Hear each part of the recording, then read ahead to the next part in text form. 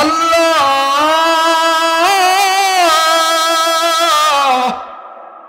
আল্লাহ, রাত 12টার উপরে চলে এসেছে, তোমার রহমতের দরজা খুলে গেছে, একটা বার তাকাও না।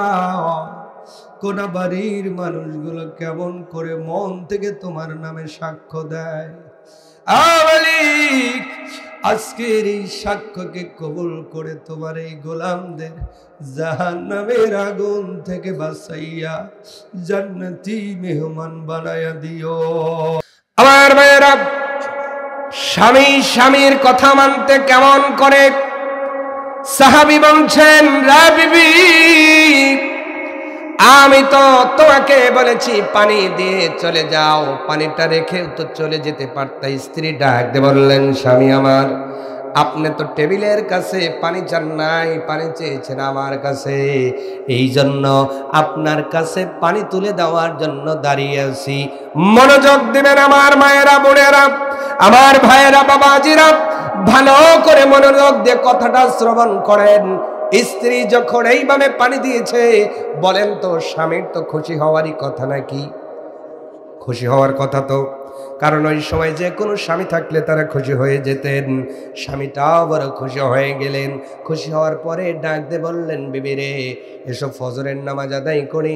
দুইজনই নামাজ আদায় করার পরে স্বামী বড় খুশি হয়ে বললেন, বিবি রে, এত সুন্দর খেদমত আমার করেছো, আমি মন থেকে বড় খুশি হয়ে গেছি।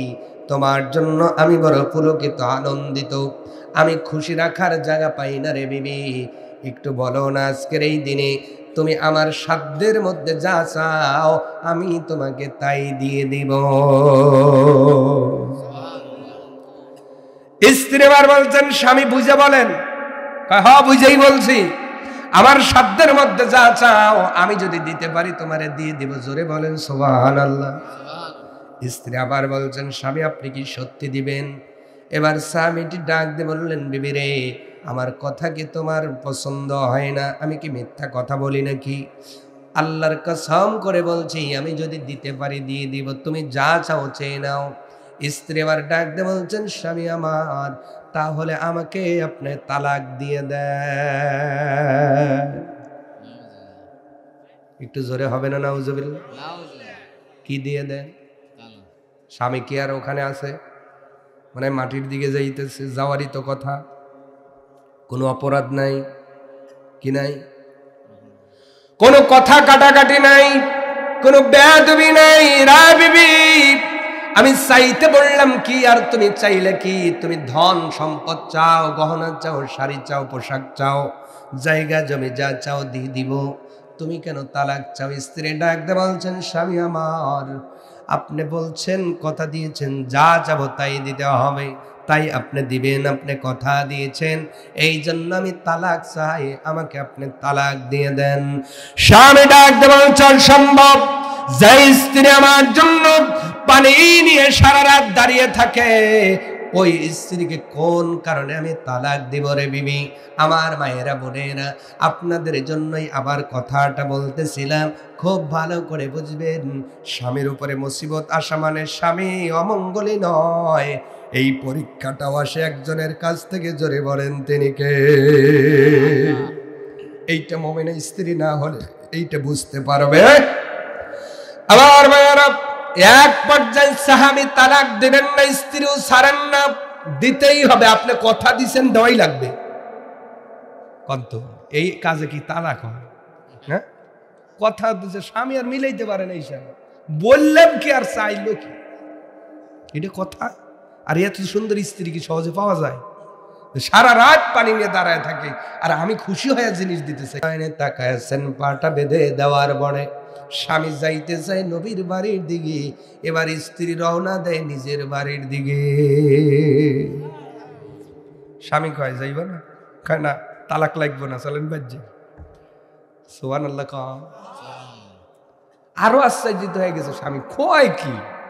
এত সময় বায়না ধরছে তালাক দেওয়া লাগবে। সলিউশনের জন্য নবীর বাড়িতে যাব, আমি উসাট খাইলাম, নিজে পা ব্যান্ডিশ করে বেঁধে দিয়ে এখন কয় চলেন বাদ যাই, তালাক লাগবে না। সুবহানাল্লাহ। কি লাগবে না? স্বামী খুশি হইতেছে, বেজায় খুশি, খুশি না? কিন্তু মনের মধ্যে প্রশ্ন কিন্তু গুতাগুতি পারতেছে যে এই কারণ কি, ঠিক না? আপনাদেরও জানার আগ্রহ আছে না নাই? কেন এরকম করলো, কারণ কি? তালাক চাইলো কেন? আবার আবার বলে বাড়িতে যাব, তালাক লাগবে না। স্বামী ডাক বলছে, বিবি তোমার কথাই শুনবো সব সময়, এমন নয়। বাড়িতে যাব ঠিক আছে, আমি বাড়িতেই যেতে চাই, তোমাকে তালাক দিতে চাই না। তোমার মতো স্ত্রী পাওয়া বড় ভাগ্যের ব্যাপার। আরে স্ত্রী, বাড়িতে যাব, তবে কেন এইরকম করলা, একটু কারণটা বলো। স্ত্রীটা বললেন, স্বামী আমার, আপনি শোনেন, আপনার বাড়িতে বিয়ের পর থেকে সম্পদ কম পাই নাই, গহনা কম পাই নাই, শাড়ি কাপড় কম পাই নাই, যা চেয়েছি যখন চেয়েছি তখনই দিয়েছেন। আপনার মতো ভালো চরিত্রের মানুষও খুঁজে পাওয়া বড় দুষ্কর। স্ত্রীকে স্বামী ডাক দিয়ে বলছে, তালাকটা তাহলে চাইলে কেন, কারণ কি বলো। স্ত্রী এবার বলেন, ওগো স্বামী, আমি কোরআনের একটা আয়াত আমার মনে পড়ে গিয়েছিল। সকালবেলা আয়াতটা হলো কোরআনুল কারীমের সূরাতুল বাকারার সেই আয়াতটা, ওয়ালা নাবলু আন্নাকুম বিশাইইন মিনাল খাউফি ওয়াল জু ওয়া নাকসিম মিনাল আমওয়ালি ওয়াল আনফুসি ওয়াস সামারাত।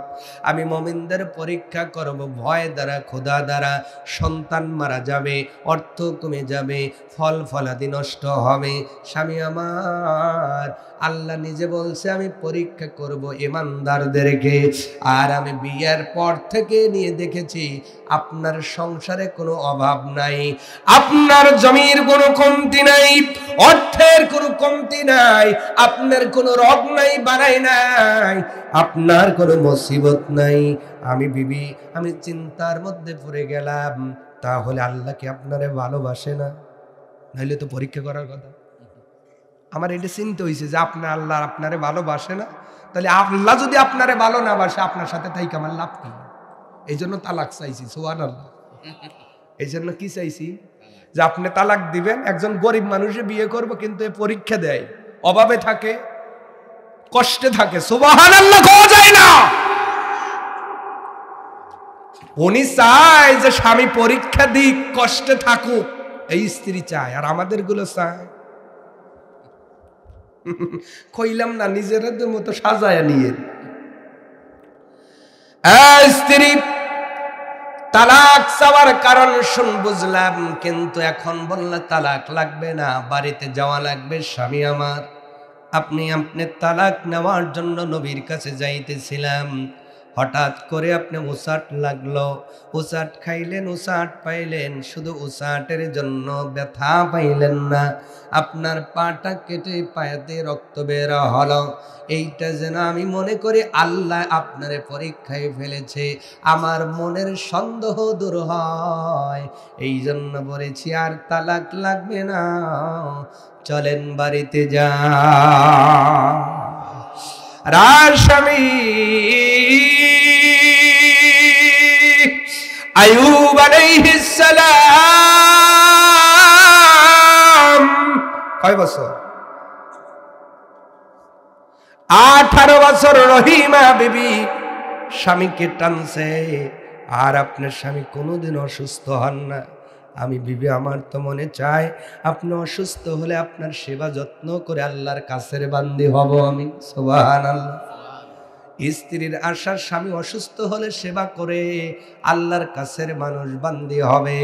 আর আমাদের যদি 2 থেকে 3 বার কাশি হয়, স্ত্রী বলে ঘুরিয়ে শো, কথা গানা আছে না নাই? আবার যদি স্বামীর একটু পা ফাটা থাকে, কয় ল্যাপ আলাদা হয়ে লাও তো, তোমার লাগে এই ল্যাপ আমার গারফার থাকেই না, পাও নাকি তোমার করাত, কথা কয় না। এরকম স্বামী স্ত্রী আছে না নাই? আচ্ছা, এই স্বামীর যে পাটা ফাটলো কার কারণে? আপনার চাহিদা পূরণের জন্যই তো কামাই করতে গেছে নাকি? আপনার তার উচিত প্রতিদিন পায়ে একটু তেল দেওয়া, ওই যে ভ্যাসলিন দেওয়া, আর সুন্দর করে। কয় না হুজুর, এমন করাতের মতো বাজার ধাক্কা দেয়, ল্যাপই গায়ে থাকে না। ল্যাপ আলাদা, ল্যাপ আলাদা, কথা কানা ভুল বললাম? তাহলে আপনি কেমনে জান্নাতে যাবেন? আমার মায়েরা বোনেরা, তাহলে স্বামী পরীক্ষা দিয়ে জান্নাতি হয় কিনা এইটা সন্দেহ করে সাহাবীকে বলছে আমার ভয় হয় আল্লাহ আপনারে ভালোবাসে কিনা, নাহলে পরীক্ষা করে না কেন? আপনার সম্পদ কমে যাওয়ার কথা, না হলে আপনার সন্তান মারা যাবে, না হলে আপনি অসুস্থ হবেন, নাহলে আমি অসুস্থ হব। এটা কার পরীক্ষা? কার পরীক্ষা? বারে বারে আল্লাহ ইমানদারদের পরীক্ষা করে, ভয় দিয়া, ক্ষুধা দিয়া, রোগ দিয়া, বালাই দিয়া, মুসিবত দিয়া। অতএব আমরা পরীক্ষা দেওয়ার জন্য প্রস্তুত আছি তো? সবাই আছি? আমার মহিলাদের বলবো আপনারা প্রস্তুত থাকবেন। আপনি অসুস্থ হয়েছেন, আল্লাহকে অবজেকশন দিবেন না, ধৈর্য ধরে এই অসুস্থতার জন্য আল্লাহকে ডাকেন বেশি বেশি। আল্লাহ পাক হয়তো আপনার জীবনের সগীরা গুনাহগুলো ঝরাইয়া দিবেন। আল্লাহর নবী বলছেন মুমিনের অসুস্থতা গুনার কাফফারা হয়ে যায়। সুবহানাল্লাহ, জোরে বললেন না? মুমিনের অসুস্থতা কি হয়? গুনার কাফফারা হয়। আপনি যদি মুমিন হন আর আপনি যদি দীর্ঘদিন অসুস্থ থাকেন, দীর্ঘদিন না, ধরেন যে 10 দিন আপনি অসুস্থ, আল্লাহর নবী বলছেন এই অসুস্থ তোমার কিছু কিছু গুনার কাফফারা হয়ে যাবে। আল্লাহ যে তোমার অসুখ দিয়েছে এই জন্য তোমার জীবনের গুনাহগুলো মুছে দিবে। এই জন্য মুমিন যারা অসুস্থতাকে নিয়ামত মনে করে, সুবহানাল্লাহ। না হলে 18টা বছর কোনো মানুষ কি রোগে শোগে থাকে ধৈর্য ধরতে পারে? যার প্রমাণ সাইয়েদনা আইয়ুব আলাইহিস সালাম এবং তার একমাত্র স্ত্রী নাম কি? রহিমা। নাম কি? কিন্তু ওনার কিন্তু একটা স্ত্রী ছিল না, অনেকগুলো স্ত্রী ছিল। কিন্তু এই রোগ হওয়ার পরে সব স্ত্রী ধীরে ধীরে ধীরে ধীরে সাইড হয়ে গেল। রহিমা সাইড হয় না। রহিমা শুধু সাইড হয় না এমন নয়, জিহ্বা দিয়ে দিয়ে আইয়ুব আলাইহিস সালামের ক্ষত থেকে পোকা তুলতেন। কি দিয়া? জিভ দিয়ে। আমাদের গুলো কয় টিস্যু দিয়েই তোলেন, আমার জিভে দিয়ে। এরপরে কি করতেন আইয়ুব আলাইহিস সালাম? শোনেন, রহিমা বিবি জিবা দিয়া পোকাগুলো তুলে ফেলতেন, আইয়ুব আলাইহিস সালাম ওইগুলো নিজের হাত দিয়ে তুলে আবার শরীরে বসায় দিতেন। তাহলে আমাদের গুলোর বাটাম হাতে নিতে কি সময় লাগতো? যে পোকা তুলে দেই আমি আর তোমার হাত দিয়ে আবার শরীরে তুলে দেওয়া লাগে। রহিমা বিবি একদিন বললেন, স্বামী আমার, আপনি আমার স্বামী, আপনি খুশি করেন কিন্তু একটু কারণ বলবেন। আমি বড় কষ্ট করে আপনার ক্ষতর ভিতর থেকে পোকাটা জিহ্বা দিয়ে টেনে বের করি বা তুলি, কারণ হলো হাত দিয়ে তুলতে গেলে আপনার কষ্ট হবে, আর এই পোকাগুলো আবার আপনি আপনার শরীরে লাগায় দেন, কারণটা একটু বললে আমি আমি একটু খুশি হতাম। আইয়ুব আলাইহিস সালাম বললেন, বিবি রে, আমার আল্লাহ চায় এই পোকাগুলো আমার শরীরের এই গোস্তগুলো খাক, কারণ আল্লাহ তো রেজেক দেনের মালা। আল্লাহ মনে হয় আমার শরীর থেকে এদের রেজেক দিছে। আল্লাহ যেহেতু চায়, আমি আইয়ুব কেন চাবো না? আমি চাই আমার শরীর থেকে ওরা খাক। সুবহানাল্লাহ। তো আসতে বললেন, আরো জোরে। শিক্ষা সবার আছে, এখান থেকে ছেলেদেরও আছে, মহিলাদেরও আছে। রোগ দেখলে যারা অরিজিনাল স্ত্রী, যারা প্রাণপ্রিয়, যারা সঙ্গিনী, এরা কখনো ছেড়ে যাবে না। আর যারা ওই রকম স্ত্রী না স্ত্রী, ওরা রোগ দেখলে বাপের বাড়ি, কথা কয় না। আবার যদি কোনো মতো ধরা পড়ে স্বামীর ক্যান্সার, ইতিমধ্যেই বাপের বাড়িতে খবর দেওয়া শেষ, ছেলে একটা দেহ, স্বামী কল বাঁচতেছে না, কথা কয় না। এর নাম স্ত্রী নয়। স্বামী যতদিন আপনার বেঁচে আছে তার সেবা করবেন, তাকে যত্ন নেবেন। কারণ পৃথিবীতে যত পীর আপনাকে ভালো বলল, খালি স্বামী যদি বলে আমার স্ত্রী ভালো নয়, আল্লাহর কসম ওই মহিলা আল্লাহর জাহান্নামে যাবে। আর পৃথিবীর সব আলেম পীর বলল মেয়েটা খারাপ, স্বামী বলছে আমার স্ত্রী আমার কাছে ভালো, ওই মহিলা ফাতেমার সাথে জান্নাতে যাবে। তাহলে এইবার সব পীরকে এক জায়গায় করলে আপনার স্বামীর মতো হবে কি? হবে? অতএব স্বামীকে বুঝতে হবে। মায়েরা, স্বামীদের বুঝবেন। স্বামীকে বুঝবেন কেমনে? প্রতি 24 ঘন্টায় 1 সপ্তাহ আপনি অবজার্ভ করবেন আপনার স্বামীকে। আপনার স্বামীটা রাগ করে কোন জিনিসে, এগুলো আপনি বোঝেন না? এইগুলো বুঝলেই তো অশান্তি দূর হয়ে যাবে। একটা স্ত্রী যদি বোঝে যে আমার স্বামী, বেশি না, দেখবেন 5-6টা কারণ আছে একটা স্বামী রাগার। তার ভিতরে একটা হলো পেটে ভাত না থাকলে রাগে। সবাই না, আমি রাগি। আমার ক্ষুধা লাগলে আমার মাথা গরম। ক্ষুধা লাগলে আমি কি? তো ওখানে বলা আছে, শোনো আমি কয়েকটা কারণে রাগী, আমি যেই রাগ করবো রেগে যাবো, মনে করবে এর মধ্যে যে কোনো একটা ঘটছে, অতএব তাড়াতাড়ি যদি মনে করো যে না মুখের দিয়ে মুখ শুকনা খালি খাবার বেরবে, আমি যতই রাগি খাবার দেখছি মানে আমি ঠান্ডা। সুবহানাল্লাহ। স্ত্রীরও কিছু কারণ থাকে রাগার। স্ত্রী দেখতে পারে না যে আপনি ময়লা পা দিয়ে ওই বিছানায় ওঠেন, আপনার এমন কি সমস্যা, একটু পাটা ধুয়ে উঠতে পারেন না, তাই তো আর স্ত্রী রাগ করে না। স্ত্রী দেখতে পারে না যে আপনি তার মা বাবার সামনে তাকে কটু কথা শোনান, আপনি কেন শোনান, কেন শোনান আপনার স্ত্রীকে, ওটা তো আপনিও সহ্য করবেন না। আপনাকে যদি আমি বাজার ভরা মানুষের সামনে গালি দেই কিংবা বকা দেই, আপনি বলবেন হুজুর, বলবেন একটু ফাঁকে ডাক দিয়ে বলা যায় না, এই মানুষের সামনে বলেন কেন? আপনার যেমন ব্যক্তিত্ব আছে আমার মা বোনদের নাই, তো বাপের বাড়িতে তার বাপের সামনে মায়ের সামনে যখন বলেন তারও খারাপ লাগে, এইটা তার খারাপ লাগার একটা বিষয়, আপনি কেন বোঝেন না? আপনি বলবেন, আপনার স্ত্রীকে বলার রাইট আছে, কিন্তু জায়গা বুঝে বলতে হবে। ছেলের সামনে খবরদার, মনে রাখেন, ছেলে মেয়ের সামনে খবরদার স্ত্রীকে শাসন করবেন না, খবরদার বলে গেলাম। যদি ওই ছেলেকে মানুষ করতে চান, যদি ওই ছেলেটাকে ব্রাইট একটা ফিউচার দিতে চান, খবরদার কোনোদিন স্ত্রীকে ছেলের সামনে বকা দিবেন না, গালিও দিবেন না। রাগ হয়েছে, ছেলে ঘুমায় গেছে, আপনার রাগ আছে, ফাঁকে ডাক দিয়ে বলবেন সেই কথা এইভাবে না এইভাবে, ছেলে এখন ঘুমাইছে, এটা করলা কেন? তখন স্ত্রী দেখবেন, বলবে যে আমার ভুল হয়েছে। ছেলের সামনে যেই কথা শোনাবেন, ওই ছেলের মনটা ছোট হয়ে যাবে, আর মনটা ছোট হবে, ওকে আর ব্রাইট হতে দেওয়া যাবে না। আপনি করিতে ছেলের মন মস্তিষ্ককে হত্যা করে ফেলতেছেন। অতএব ছেলে মেয়ের সামনে আমরা কখনো স্ত্রীকে গালি দিব না, ঝগড়া করব না, শাসাবো না। আমার স্ত্রীকে আমি বলবো একান্ত গোপনে, ঠিক কিনা? আচ্ছা বলেন তো, একান্ত গোপনে স্ত্রীকে যদি এইভাবে নিয়ে বলেন, আচ্ছা বলো তো, তোমার কি ওই কাজটা করা ঠিক ছিল? ও এমনি বুঝবে যেন আমার ভুল হয়েছে, কথা কয় না? আসতেছে তার মানে হুজুর ওয়াজ যাই করেন আমরা শুনছি কিন্তু বুঝবো না কি? তাহলে স্বামী স্ত্রী আমরা যত কথাই বলবো, ছেলে মেয়ের সামনে আমরা খুব ভালো একটি সম্পর্কে আছে এইটা দেখাতে হবে, তাহলে ওর ব্রাইট ফিউচার হবে, ও ব্রাইট ফিউচার, ওর ব্রেন ভালো হবে, ওর আকর্ষণ, ওর মনোযোগ ভালো হবে।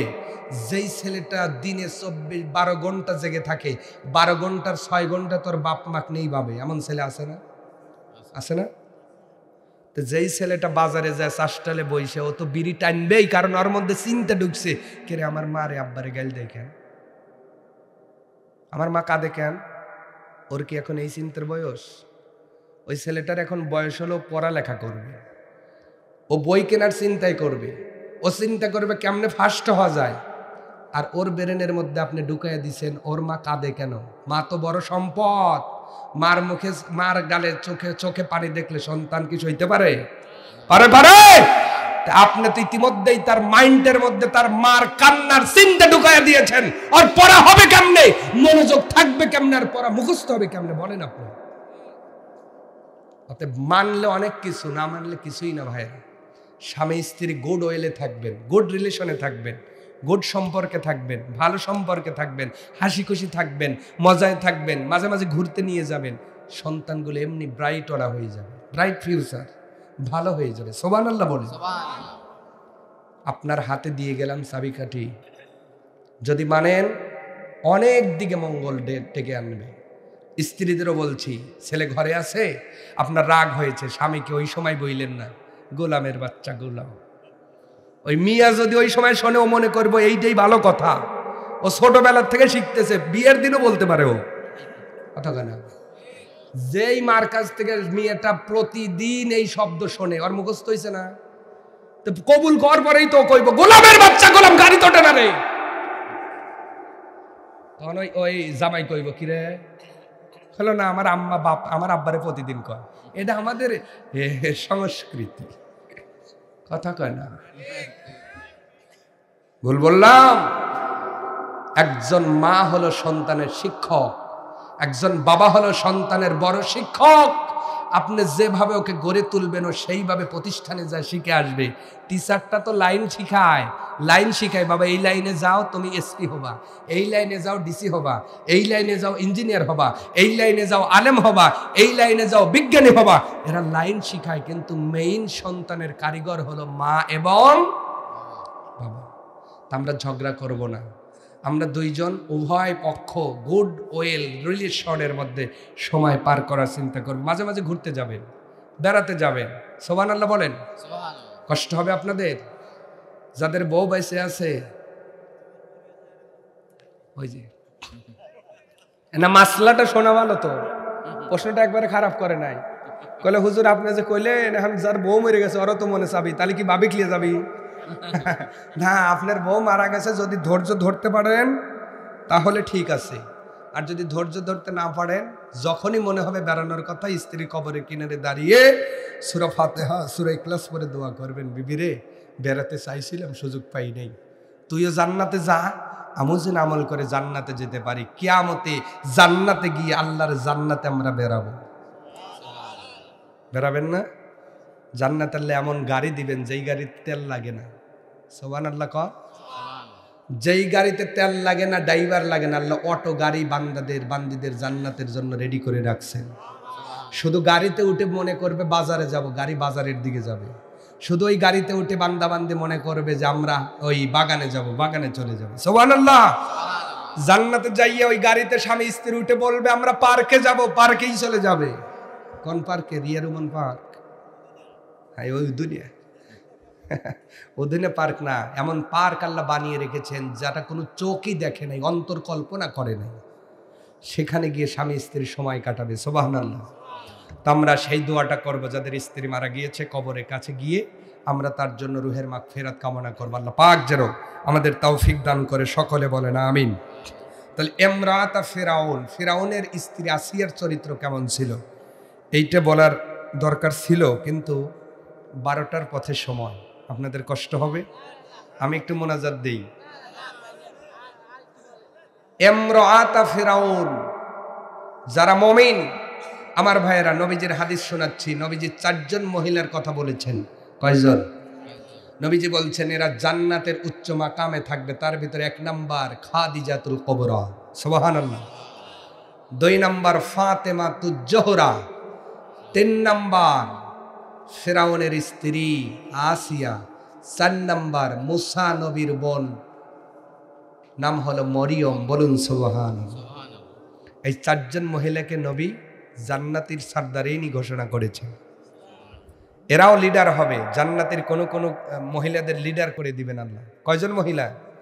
1 নাম্বার খাদিজাতুল কুবরা, 2 নাম্বার যোগ্য মায়ের যোগ্য মেয়ে ফাতিমাতুজ জোহরা, 3 নাম্বার ফিরাউনের স্ত্রী আসিয়া, 4 নাম্বার মুসা নবীর বোন মরিয়ম। বলুন সুবহানাল্লাহ।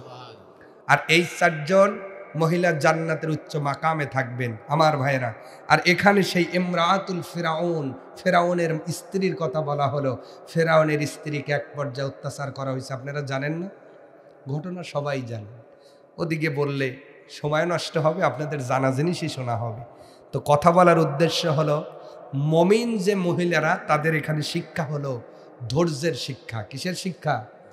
আল্লাহ এই উদাহরণ দিয়ে মেয়েদের ধৈর্য শিখাচ্ছেন। ও মেয়েরা দেখো, ফিরাউনের স্ত্রী কি ধৈর্যের পরীক্ষা দিয়েছে। নিজের স্বামী চামড়া ছিলা নুন মরিচ লাগাইছে, এরপরেও আল্লাহ ভুলে যায় নাই। সুবহানাল্লাহ জোরে হবে না? সুবহানাল্লাহ। তাহলে এখানে মেয়েদের জন্য শিক্ষা কি? ধৈর্যের শিক্ষা। কিসের শিক্ষা? এই জন্য নবী বলেছেন তার ধৈর্য নাই, তার ঈমান নাই। যার ধৈর্য বেশি তার ঈমান বেশি। ও মহিলারা, ফিরাউনের স্ত্রী নাম হলো আসিয়া, যার কোলে আল্লাহ পাক মুসা নবীকে লালন পালন করেছেন। বলেন সুবহানাল্লাহ। যেই কোলে কোন নবী মানুষ হইছে? কোন নবী? মুসা নবী। সেই নবী বড় হলেন, কালেমার দাওয়াত দিলেন, একই ঘরে থাকে, একই রাজমহলে থাকে। স্বামী হেদায়েত পাইল না, স্ত্রী হেদায়েত পেয়ে গেল। আবার ভাইরা, কালেমার দাওয়াত দেওয়া হলো, বিবি আসিয়া ঈমান আনয়ন করলেন। ঈমান আনয়ন করার পরে স্বামী ফেরাউন যখন জানলো, স্বামী যাইয়া স্ত্রীকে বলল, কি ব্যাপার, আমি ঈমান আনলাম না, তুমি আনলা কেন? তোমার কারণে আমার ভাব মূর্তি ক্ষুণ্ণ হচ্ছে, আমি ফেরাউন মুসার বিপক্ষে থাকি, আর তুমি কেমন করে ঈমান আনয়ন করো আমি খোদা? আসিয়া কয়, বেহুদা। আসিয়া কি হয়, তুমি খোদা? তুমি তো বেহুদা। উনি রাগান্বিত হয়ে গেলেন। আসিয়া বিবি ডাক দিয়ে বললেন, স্বামী আমার, স্বামী হিসেবে আপনার আদরের কম নাই, আপ্যায়নের কম নাই রে স্বামী। যখন যা বলবেন শুনবো, খাবার পাকাতে বলবেন পাকাবো, গোসল দেওয়ার পানি আনতে বলবেন পানি আনবো, পোশাক কাচার কথা বলবেন আপনার পোশাকগুলো কেচে দিব, এক কথায় সাংসারিক যত কাজ দরকার আমি করব ও স্বামী। কিন্তু আমার আল্লাহ তাআলার যদি কাছে ভাগ বসাতে চান, আমি আসিয়া মেনে নেব না। আপনি আমার রব, খোদা হতে পারেন না। খোদা একজন হবে, একজনই রব হবে। জোরে বলেন তিনি কে? উনি আমার রব, উনি আমার সব। আপনি আমার স্বামী, আপনি আমার অর্ধাঙ্গিনী, আপনি আমার কাছে সেবা পাওয়ার যোগ্য। যেভাবে বলবেন সেইভাবেই চলবো, কিন্তু আপনাকে আমার আল্লাহ বলে স্বীকার করি না, রব বলে স্বীকার করি না। এবার ফেরাউন বলে, এ আমার লোকেরা, আমার আসিয়াকে তাড়াতাড়ি কারাগারের মধ্যে বন্দি করে 2 হাত পায়ে শেকল পরায়া দাও। আওয়াজ তুলে বলা যায় না নাউজুবিল্লাহ। এতে পূর্বে ভালোবাসাও ফেরাউনের কম ছিল না। ভালো করে বোঝেন কেমন ভালোবাসতেন, যে স্ত্রীর দাবি শুই না মুসা নবীকে পালার অনুমতি দিয়েছিলেন। সুবহানাল্লাহ। সেই ঘটনার দিকে গেলে রাত আরো গভীর হয়ে যাবে। কেমন করে তার কোলে মুসা নবী আসলো বলবো, তাও শুনবেন। রাত গরিবিলে তাকাইছেন কি না আবেগে বলছেন না বিবেগে? 12টা বাজে, খাবার রেডি, খাবার রেডি, তাহলে ছেড়ে দেব তো। 12 মানে ছাড়ো নাকি? ছেড়ে দিই। হ্যাঁ, একটু হানি বলবে, একটু জেকের করব। কই জেকেরের কই? মাশাআল্লাহ, হুজুর জেকের করেন, জেকের করব। কার জিকির? আল্লাহ। জিকির কার? আল্লাহ। জিকির মানে কি? জেকের মানে কি? জেকের মানে, জিকির শব্দের অর্থ হলো স্মরণ করা। কি করা? এখানে জেকের করলেন, সকালবেলা নামাজ পড়লেন না, জিকিরের লাভ হইল? এখানে জেকের করলেন, যা আইল ঠেললেন, জেকেরের লাভ হইছে? এটা জিকির না, এটা ফিকির। নবী বলছেন, আফদালু যিকরি লা ইলাহা ইল্লাল্লাহ। তার মানে কি? সবচেয়ে উত্তম জিকির লা ইলাহা, না শুধু লা ইলাহা ইল্লাল্লাহ, এটা জিকির উত্তম। নবীর হাদিসে স্পষ্ট, সহিহ হাদিস। সবচেয়ে বড় জিকির কোনটা? লা ইলাহা, আল্লাহ ছাড়া কোনো ইলাহ। এই জিকিরকে নবী উত্তম জিকির কেন বললেন? কারণ এই স্মরণ যদি আপনার অন্তরে থাকে, আপনি কি অন্যায় করতে পারবেন? এটাই বড় জিকির। আপনি যখন আইল ঠেললেন না যে আল্লাহ একজন দেখে, আল্লাহ ছাড়া কোনো মাবুদ নাই, উনি বিচার করবে, এই ভয়ে আপনি আইল ঠেললেন না, এর চেয়ে বড় জিকির আছে? আপনি দোকানে বসে আছেন, আপনার ভয় হচ্ছে আল্লাহকে নিয়ে, আল্লাহ ছাড়া কোনো মাবুদ নাই, উনি আমাকে দেখেন, আপনি ওজনে কম দিলেন না, এইটা বড় জিকির। মানে স্মরণ হয় আল্লাহর কথা। কিন্তু এখানে স্মরণ হয় লা ইলাহা। আমি আর বিরোধিতা করতেছি না, কিন্তু আমি বুঝাইতেছি। আমি জিকির করাবো, ঠিক আছে, কিন্তু এখানে জিকির করলেন, ফাঁকি দিলেন, তাহলে কি কাজ হইল? হলো না। এটা জিকির না, এটা ফিকির। জিকির মানে 24 ঘন্টা স্মরণে রাখা। কাকে? কাকে? এই জিকিরকারী আমরা হব ইনশাআল্লাহ। যত সময় কথা বললাম, আল্লাহ আমাদের কবুল করুন। আমরা পড়ছি আমিন। গজল বলার অ্যাপ্লিকেশন এসেছে, আমি একটি গজল আপনাদের শোনাবো, এরপরে মোনাজাত করব ইনশাআল্লাহ। আমার মা বোনদেরকে ইমরাআতুল ফিরাউনের মতো হওয়ার তৌফিক দান করুন। ইমরাআতুন নূহ ওয়া ইমরাআতুল লূত, এই 2 জন নবীর স্ত্রীর মতো আল্লাহ তাদের যেন না বানায়। জোরে বলেন আমিন। তাহলে ফিরাউনের স্ত্রীর মতো হতে চায় আমার মা বোনরা, খাদিজার মতো, আয়েশার মতো, ফাতেমার মতো। আল্লাহ তাদের যেন কবুল করে নেন। তারা যদি ফাতেমার মতো হয়, আপনারা কার মতো হবেন? আপনারা কার মতো হবেন? আলীর মতো হলে কি আর সিগারেট খাওয়া যাবে? আলী কোনোদিন খাইছে? কথা কয় না। আলীর মতো হলে কি যৌতুক নেওয়া যাবে? আলীর বিয়েতে যৌতুক ছিল? নেওয়া যাবে না। আলীর চরিত্র হতে গেলে সমাজের মধ্যে যে অন্যায়ের মধ্যে আজকে আমরা ডুবে আছি, এই অন্যায়গুলো করা যাবে? যাবে না। প্রিয় ভাইয়েরা, তাহলে তারা হোক ফাতেমার মতো, আমরা হই আলীর মতো। তারা হোক আপনার আয়েশার মতো, আমরা হই হাসান হোসেনের মতো। তারা হোক আপনার খাদিজার মতো, আমরা হয়ে যাব হাসান বসরির মতো, ওসমান জন্নুরাইনের মতো। আমাদের চরিত্র গড়ে তুলব জুবাইরের মতো, নবীর সাহাবীদের মতো করে, ঠিক কিনা?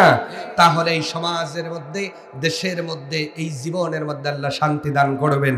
না হলে কবরের মধ্যে প্রশ্নের সম্মুখীন আমাদের হতে হবে কি হবে না? জোরে বলুন, হতে হবে কি হবে না?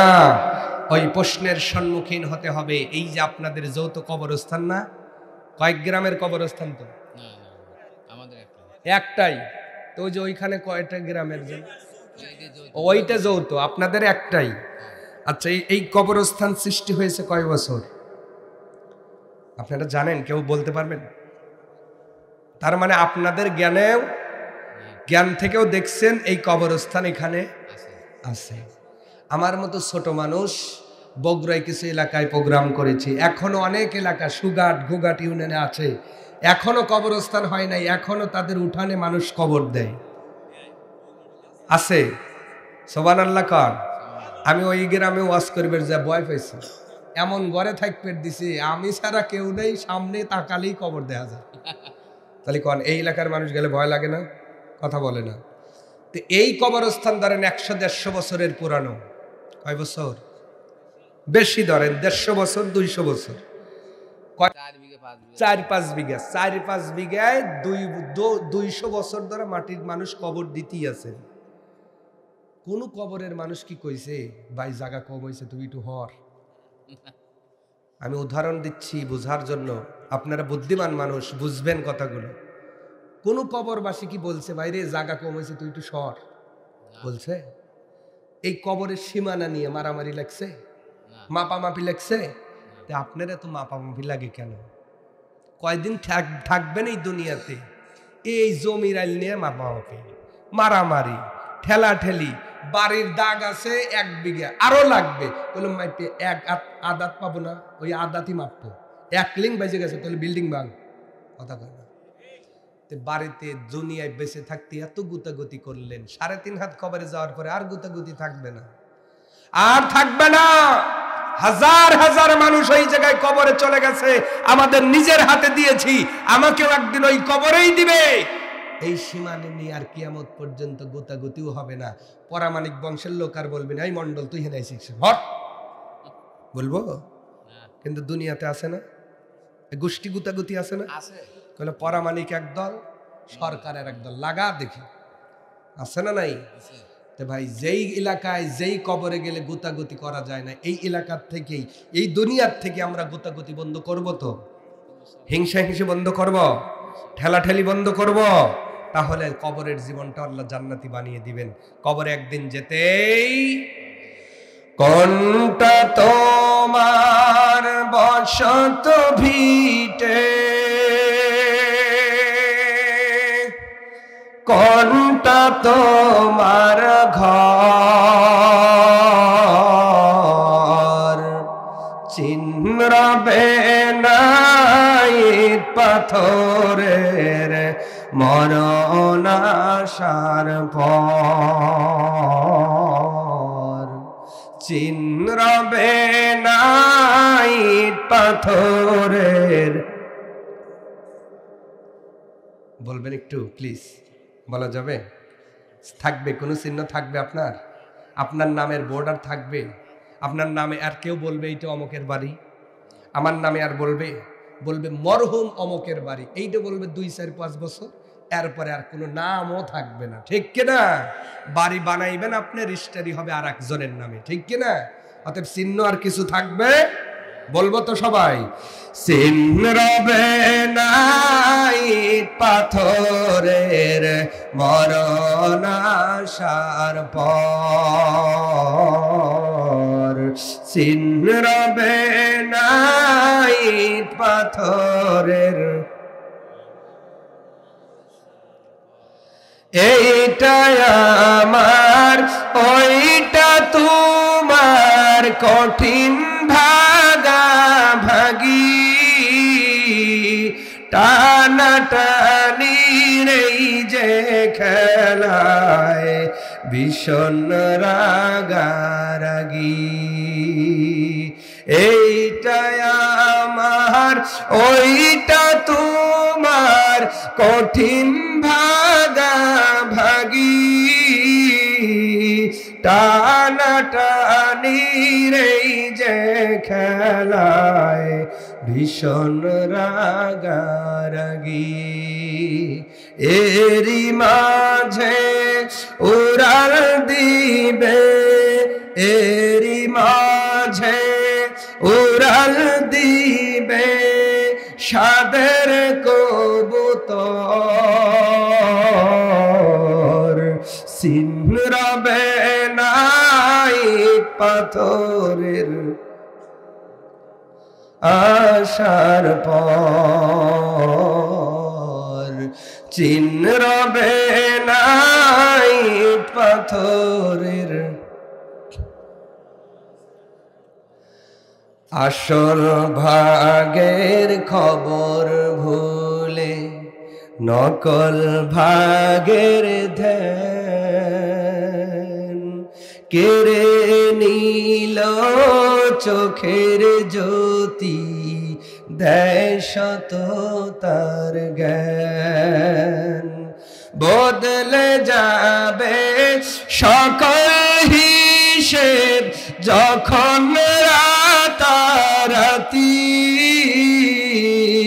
থাকবে না আর সুখ বাসনার এমন মাতামাতি। আসবে মরণ জেনেও কারো, আসবে মরণ জেনেও কারো, নেই যে ভয় ডর, চিহ্ন রবে না ইট পাথরের মরণ আসার পর, চিহ্ন রবে না ইট পাথরের।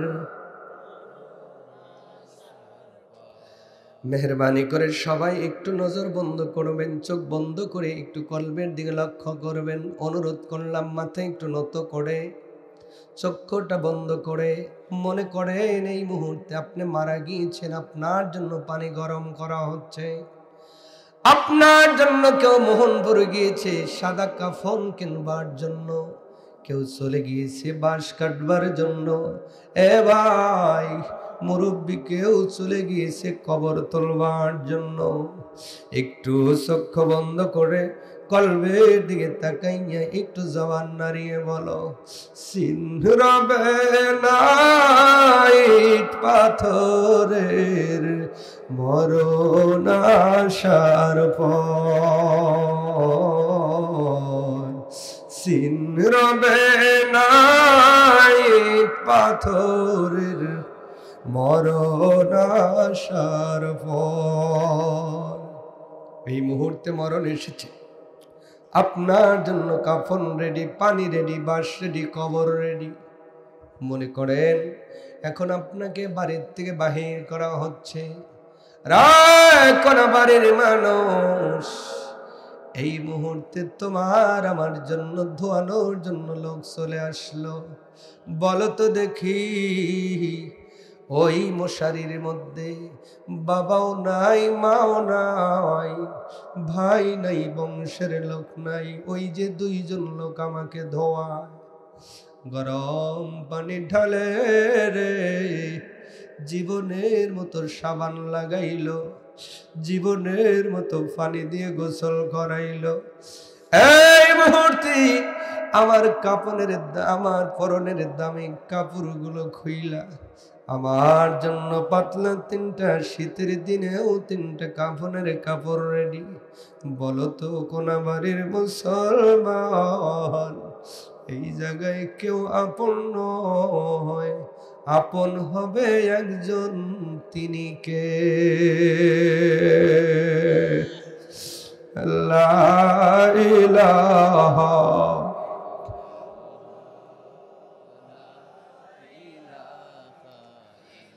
আমি আবেগ দিয়ে চাই নাই, বিবেক দিয়ে চাইছি, অন্তরের দিকে একটু লক্ষ্য করে আল্লাহরে বুঝে বুঝে ডাকবেন।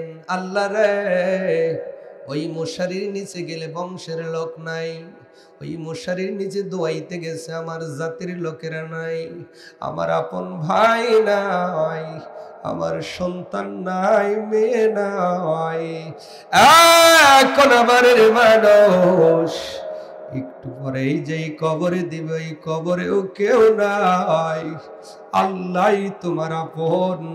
একটু বিবেক দিয়ে মালিককে খুশি করার জন্য জবানটা ছেড়ে দিয়ে মন ভরে ডাকবো আল্লাহ ইলাহা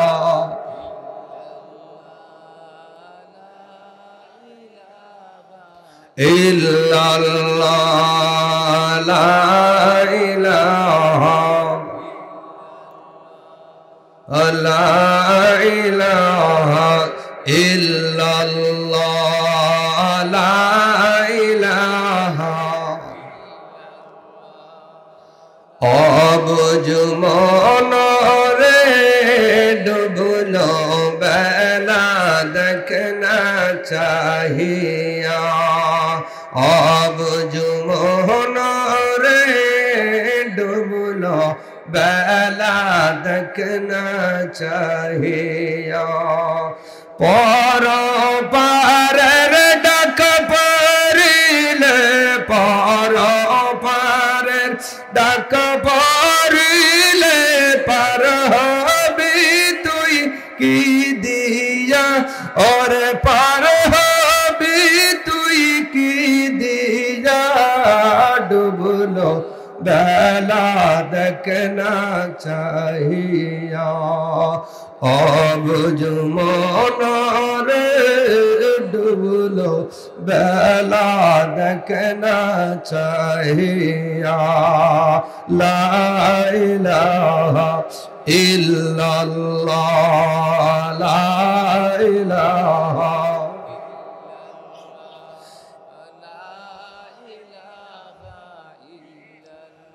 আল্লাহ।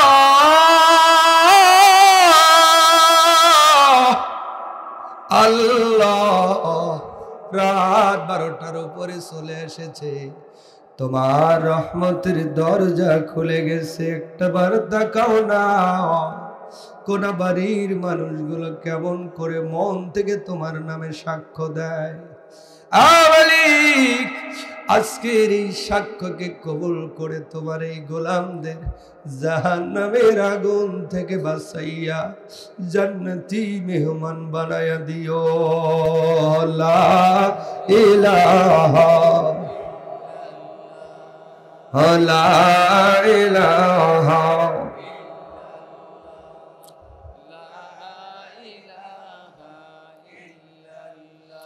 সাদের জীবন হেলায় হেলায় পার হইতে চলিল, নামাজ রোজা জিকির ফিকির কিছুই নাহি হইল, রঙ তামাশায় দিন কাটাইলা, রঙ তামাশায় দিন কাটাইলা, আল্লাহর তালাশ করলা না তোমরা, আল্লাহর তালাশ করলা না, ডুবলো বেলা দেখনা চাহিয়া, অবুঝ মনরে ডুবলো বেলা দেখনা চাহিয়া, লা ইলাহা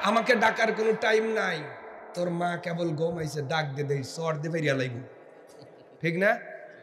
আব্বা কেবলই কাজ করে এসে একটু জিমাইতেছে, যা যদি কোনো আব্বা গার ধরে পানির ভিতর চুবাইব, ডাকার সময় পাইস না, যখন ডাকা লাগবে। আল্লাহ কয় আমার দরজা 24 ঘন্টা খোলা বান্দা। তুই রাত্রে ঘুম থেকে উইটা এই কোনাবাড়ির সব মানুষ ঘুমায়, তুমি জেগেছ, জেগে তুমি টয়লেট কইরে ওযু কইরে এসে 2 রাকাত নামাজ পড়ে ডাক দিছ না। পৃথিবীর সব মানুষ ঘুমায়, আমি আল্লাহ তোর ডাক শোনার জন্য জেগে আছি। সুবহানাল্লাহ। বলি যেই আল্লাহকে 24 ঘন্টা ডাকা যায়, যখন তখন ডাকা যায়, ডাকবেন না কেন? তবে ডাকবেন মন থেকে। কি থেকে? মন থেকে। মনে একরকম, বাইর মুখে আর একরকম, বিষয়টা যেন এমন না হয় আমার মনের ভিতরে সুদ রইছে, মুখে কই আল্লাহ আল্লাহ, কমইব? এটা আল্লাহর সাথে মস্করা করা, বাহানা করা। অতএব আমরা মন থেকে আল্লাহরে ডেকে আল্লাহর এই নিয়ম, এই রুলস, এই কিতাব ফলো করে কবরে যাব ইনশাআল্লাহ। আল্লাহ যেন কবুল করে। আমার আলিম ভাই, ওনার সন্তান, ওনার নাতিপুতি, ওনার বংশের, বিশেষ করে ওনার আব্বা আম্মা কত যদি ভক্ত উনি, আমার চেয়ে আপনারা ভালো জানেন যে এই মানুষটা তার মা বাবার জন্য কতটা মানে মনটা নরম হয় একটা সন্তান। আমরা দোয়া করছি সন্তানদের চরিত্র আল্লাহ যেন এমনই করে দেন, আমিন বলেন। হয়তো এই জন্য আল্লাহ তারে বরকত দিয়েছেন, আরো দান করে দিন।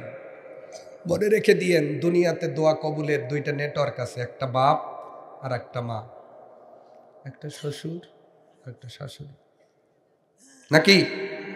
তো যখন শ্বশুরের ডাক দেয় আব্বা, এর পেটের থেকে তোলে, যেই মার কাছে যায়, আব্বার কাছে যায়, তখন ওই বাপরে কয় তোর দাদা ডাক দে। কিরে কয়? কথা কয় না। কিন্তু এই ছেলেটাই যখন শ্বশুর বাড়ি যায়, কয় না অমুকের তোর নানাক ডাক দে, তখন আব্বা খাইতে আসেন। উরি বাপ রে, আবার মিষ্টি টুপলা নিয়ে গরান থেকে মা মা, কথা কয় না। আর ওই ছেলেটাই যখন বাড়িতে ফেরে, মা একটু তাকায় থাকে, আমার বেটা মনকে এসে মা কয় ডাক দিবে, কয়দিন পর আইছে, একটা ডাকও দেয় না, আস্তে করে ঘরে ঢুকে যায়। দেখো রে ভাই, এই মানুষটা আর মারে ডাকতে পারবে না, মার মুখটা নিজের হাত দিয়েই হয়তো কবর দিছে, বাপারে আর ডাকতে পারবে না, বাবার মুখটা হয়তো নিজের হাত দিয়ে ঢেকে দিয়েছে। এখানে অনেক ইতিম আছে যারা মা বাবাকে ঢেকে দিয়েছেন, আর ইচ্ছা করলে ডাকতে পারবেন না। যাদের দৌলতটা আছে রে ভাই, অনুরোধ করে গেলাম ডাইকেন, খুশি হবে, খুশি হলে আপনার জীবন পরিবর্তন হয়ে যাবে। আল্লাহ আমাদের কবুল করুন, সকলেই বলুন আমিন, আরো জোরে বলুন আমিন। আলহামদুলিল্লাহ, আমরা মোনাজাতে শরীক হব। মোনাজাতটাও যেন মোনাজাতের মতো হয়। আমি একটু বলে দেই, মোনাজাতটা এইভাবে করবেন। কেমনে? এই যে সিনা বরাবর, কি বরাবর? আল্লাহর কাছে একটু অসহায়ের মতো হাত তুলবেন। আমরা তুলি, আমার দিকে তাকান, আমি বলি মাঝে মাঝেই, মোনাজাতটার মধ্যেও নবীর সুন্নাত আছে। বিদায় হজের ভাষণে নবী এটা শিখিয়েছেন আমাদের, এইভাবে হাত তোলো অসহায়ের মতো। আর আমরা হাত তুলি কেমনে? আমার দিকে তেলে। বেশি ভাইরাল আছে আমাদের দেশে, বেশি কয়েকটা নিয়ম, তাদের একটা হলো এইটা, হুজুর কখন ছাড়বেনি আল্লাহ জানে। আবার মাঝে মাঝে তো সিগন্যালও দেয়, হুজুর একটু কম হরেই ধরেন, কথা কয় না। তাহলে এইভাবে দরে কারা? বলেন বলেন। তাহলে আপনার নিয়মটা কি এই হইব? আর একটা নিয়ম বেশি চলে, এই দেখেন, হাতের মধ্যে চুলকানি হইছে, হুজুর একটু শর্টেই করে, অত কোয়া লাগবে কে? এরকম করে না? ভুল বললাম, ভুল বললাম। এই যে আমার হাতের দিকে, হ্যাঁ। আর একটা নিয়ম চলে, সেইটা হইলো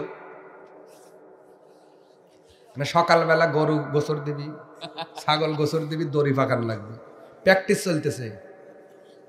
ভুল বললাম, ভুল বললাম। তাহলে আপনার দোয়াটাও যদি নবীর শিখানোতে না হয়, আপনার চাওয়া তো নবীর মতো যদি না হয়, কবুল হবে কি? নবীর একটি হাদিস শোনাচ্ছি, যারা একাকিত্ব দোয়া করেন, একা একা, তাদের জন্য বলছি আপনার গুরুত্বপূর্ণ একটি ওয়াজ মনে রাখেন। নবী বলছেন, যেই দোয়ার প্রথমে আল্লাহর প্রশংসা আর নবীর উপরে দরুদ নাই, ওই দোয়া আল্লাহর দরবারে কবুল হয় না। নবী বলছেন এটা। কে বলছেন? তাহলে আপনি যখন দোয়া শুরু করবেন, আগে আপাতত বলবেন আলহামদুলিল্লাহি রাব্বিল আলামিন, আর রহমানির মালিকি। এগুলো কি মুখস্থ নাই? এতটুকু আপাতত বলবেন। এরপরে বলবেন সাল্লাল্লাহু, আপাতত 2-3 বার বলে আর পরে যা চাওয়া চান, আপনার দোয়া কবুল হয়ে যাবে। এই নিয়মটা আজ থেকে আমরা মোনাজাতে মানবো তো। 1 নাম্বার হাত তোলার নিয়ম দেখান তো সবাই একটু, এটা সেমিফাইনাল দেখান, সেমিফাইনাল, হ্যাঁ একটু শিখে যান। আমরা সবাই মুসলমান, তাই তো? আমরা নবীর সুন্নতগুলো শিখবো ইনশাআল্লাহ। এটা হলো হাত তোলার নিয়ম শিখলেন। আর তাহলে দোয়া শুরু করবো কেমনে? এখন না আমার সাথে আমিন আমিন বলবেন, যখন নিজে নিজে চাইবেন। কেমনে চাইবেন? আগে বলবেন সূরা ফাতিহার 2-3টা আয়াত, এরপরে সাল্লাল্লাহু, সবচেয়ে ছোট দরুদ সাল্লাল্লাহু আপাতত 3 বার পড়ে নেবেন। এরপরে আল্লাহর কাছে যা চাওয়া লাগে আপনি চাইেন, আল্লাহ কবুল করবে। তাই বলে যুবক ভাইরা 14 ফেব্রুয়ারি লেগে যান আমার চাইও না, ওটা কিন্তু কবুল হইব না। কলে হুজুর কয়া দিয়েছেন যা চাইব তাই কবুল হইব। এই যে সবে বরাত আইতেছে না, আসতেছে না, 250 রাকাত পড়িয়া 450 রাকাত পড়ে আল্লাহ কইবে আল্লাহ 1 কেজি সোনা দাও, হাফ কেজি মসজিদে দেবো। 1 বছর গেছে পায় নাই, পরের বছর যা কয় তোমার হাফ কেজি রেখেই দাও। আমি মানুষ অত খারাপ না, যে হুজুর বলছে যা চাইবেন আল্লাহ তাই দিবে, এর মানে হলো যে তার শরীয়তে টেকে, ইসলামে টেকে, কোরআন হাদিসে দোয়া টেকে, এইটা কবুল হইব।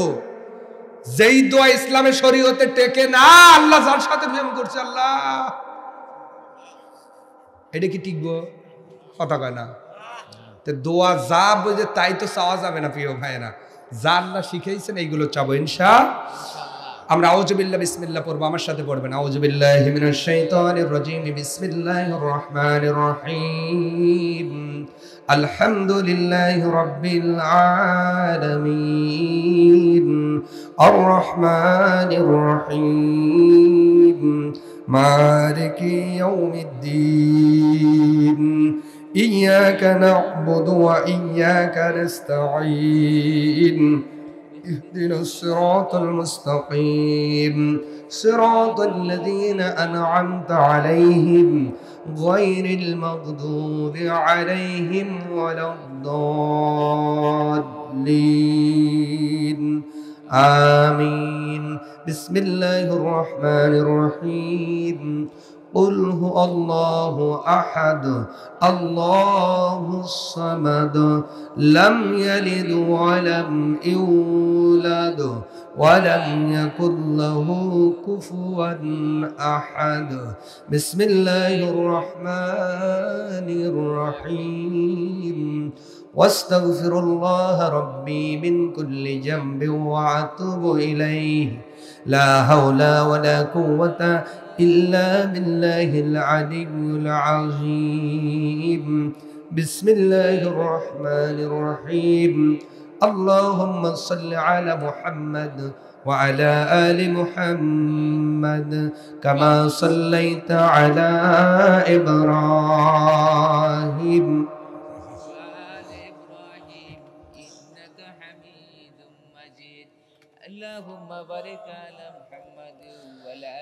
محمد كما باركت على إبراهيم وعلى آل إبراهيم إنك حميد مجيد. اللهم آمين. ربنا ظلمنا أنفسنا وإن لم تغفر لنا وترحمنا لنكونن من الخاسرين. ربنا آتنا في الدنيا حسنة وفي الآخرة حسنة وقنا عذاب النار. আল্লাহ তাআলা দীর্ঘ টাইম আলোচনা করে আল্লাহ কিছু তোমার নামে জিকির আজগার করলাম, তোমারে ডাকলাম মন খুলে পান খুলে। এরপরে সূরাতুল ফাতিহা পড়লাম, সূরাতুল ইখলাস পড়লাম, তওবা পড়লাম, দরুদ শরীফ পড়লাম। এরপরে তোমার আলিশান দরবারে তোমার বান্দা বান্দীদের নিয়া আল্লাহ কোন আশা নিয়ে হাত তুলেছি তোমার তো জানা বাকি নাই। মেহেরবানি করে আজকের এই প্রোগ্রাম যে উদ্দেশ্যে দেওয়া হলো, ওই 2টা কবর তুমি কিয়ামত পর্যন্ত জান্নাতের টুকরা বানায় দাও। রামলি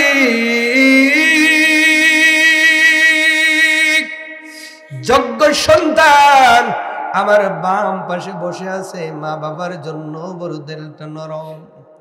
মা বাবার কথা বললেই চোখে পানি চলে আসে। আল্লাহ তোমার বান্দা আব্দুল আলিম মা বাবার জন্য বড় পাগল। মা নাই বাবা নাই রে, বাবা কই মা কই। পৃথিবীর সব মানুষের কাছে পাই, বাবা নামক বট গাছার কাছে নাই। মা নাই। ঈদ আসলে মা কত পায়েস বেড়ে দিত, সেমাই বেড়ে দিত, খেয়ে খেয়ে ঈদগাহে যাইতাম। আর মা নাই নাই নাই। বাড়ি আছে, ঘর আছে, জায়গা আছে, জমি আছে, মায়ের গহনা গুলাও আছে, কিন্তু পরার মতো হাত আমার সেই মা নাই। আসমানের বাড়ি তোমার বান্দা একা একা হাত তুলতে পারতো, কিন্তু তোলে নাই। আবার মতো না খান্দা একটা গুনাহগারকে দাওয়াত দিয়ে, প্রতিবেশীর দাওয়াত দিয়ে, আল্লাহ পর্দার অন্তরালের মা বোনদের নিয়ে কত মানুষ দিয়ে নিয়ে হাত বাড়িয়েছি আল্লাহ। আমার গুনার কারণে মোনাজাত ফেরত দিয়েন না। যার আমিনটা পছন্দ হয় তার আমিনকে কবুল করে নিয়ে আজকের মোনাজাত কবুল করে তোমার বান্দা আব্দুল আলিমের মা বাবার কবর দুইটা কিয়ামত পর্যন্ত জান্নাতের টুকরা বানায়া দাও আল্লাহ তাআলা। সংসারের মধ্যে বরকত দাও, কামাইতে বরকত দাও। পেরেশানিতে আছে, মেহেরবানি করে আল্লাহ তুমি তোমার বান্দার পেরেশানি দূর করে ওনার রিজিকের দরজার প্রশস্ত করে দাও। কলিজার টুকরা আব্দুল্লাহ আল্লাহ বাইজিদ বুস্তামির মতো তুমি আলেম হিসেবে কবুল করো। ব্রেন শক্তি খুলে দাও, হেফজ শক্তি বাড়ায় দাও। রামালিক যোগ্য একটা সন্তান হিসেবে গড়ে তোলার তৌফিক দাও। মনে বড় আশা, সন্তানটারে জুব্বাওয়ালা বানাইবে, জুব্বা বানায় এনেছে। মনে বড় আশা, সন্তান মারা গেলে জানাজা দিবে।